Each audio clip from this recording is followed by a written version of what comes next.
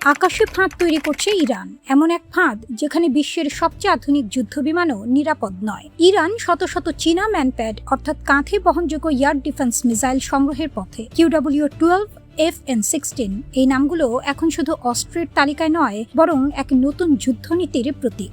60 থেকে 70 মিলিয়ন ডলারের চুক্তিতে 300 থেকে 400 মিসাইল সংখ্যাটা যতটা না গুরুত্বপূর্ণ, তার চেয়েও বড় বিষয় হলো এর ব্যবহার। কারণ এই অস্ত্র আকাশের যুদ্ধই বদলে দিতে পারে।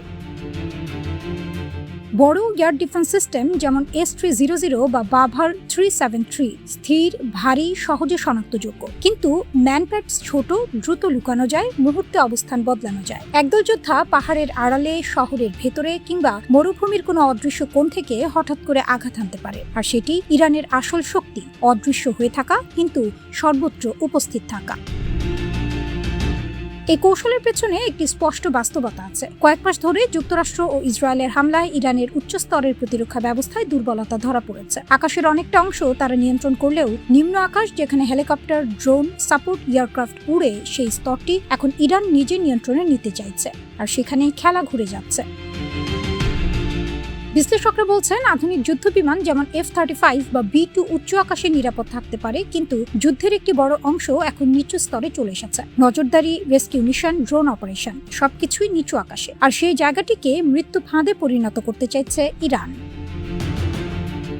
ইতিমধ্যেই এর প্রভাব দেখা যাচ্ছে। রিপোর্ট অনুযায়ী ইরান সমর্থিত ম্যানপ্যাড হামলায় ক্ষতিগ্রস্ত হয়েছে HS-60W রেস্কিউ হেলিকপ্টার, A-10 আক্রমণ বিমান, এমনকি FA-18 জেটও। শুধু তাই নয়, MQ-9 রিপার ড্রোনেরও বড় ক্ষতি হয়েছে। অর্থাৎ প্রযুক্তিগতভাবে এগিয়ে থাকলেও নিচু আকাশে যুক্তরাষ্ট্র আর আগের মতো নিরাপদ নয়। এখানেই ইরানের কৌশলগত জয়। কারণ তারা জানে তাদের পুরো আকাশ দখল করার দরকার নেই, শুধু নিম্ন আকাশকে বিপজ্জনক করে তুললেই যথেষ্ট। এতে শত্রুর প্রতিটি মিশন ঝুঁকিপূর্ণ হয়ে যায়, খরচ বেড়ে যায় এবং যুদ্ধের গতি ধীর হয়ে পড়ে।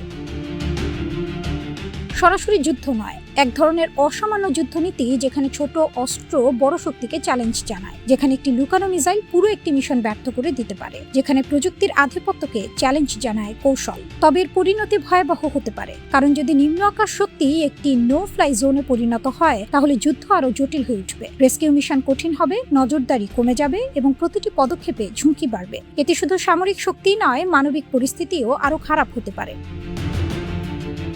ইরান কি সত্যিই আকাশকে নিজের নিয়মে চালাতে পারবে? যদি পারে, তাহলে মধ্যপ্রাচ্যের যুদ্ধের মানচিত্রই বদলে যাবে। আর সেই পরিবর্তনের শুরুটা হয়তো ইতিমধ্যেই হয়ে গেছে, অদৃশ্য, নীরব কিন্তু মারাত্মক এক অস্ত্রের মাধ্যমে। একটি মিসাইল যা কোথা থেকে আসবে কেউ জানে না, একটি আকাশ যা আর কারো জন্যই পুরোপুরি নিরাপদ নয়। ওদিকে যুক্তরাষ্ট্রের সেন্ট্রাল কমান্ড ইরানকে সহায়তা করতে এবার তাদের সেনা ও সামরিক বিশ্লেষকদের কাছে নতুন, সৃজনশীল ও প্রচলিত ধারার বাইরে অভিনব কৌশল বা নতুন উপায় খুঁজে বের করার বার্তা দিয়েছে। গত ফেব্রুয়ারি থেকে ইরানের বিরুদ্ধে সামরিক অভিযানে নেমেছে যুক্তরাষ্ট্র ও ইসরায়েল। হামলা এবং পাল্টা হামলা চলছে, কিন্তু ইরানকে দমাতে যথেষ্ট বেগ পোহাতে হচ্ছে।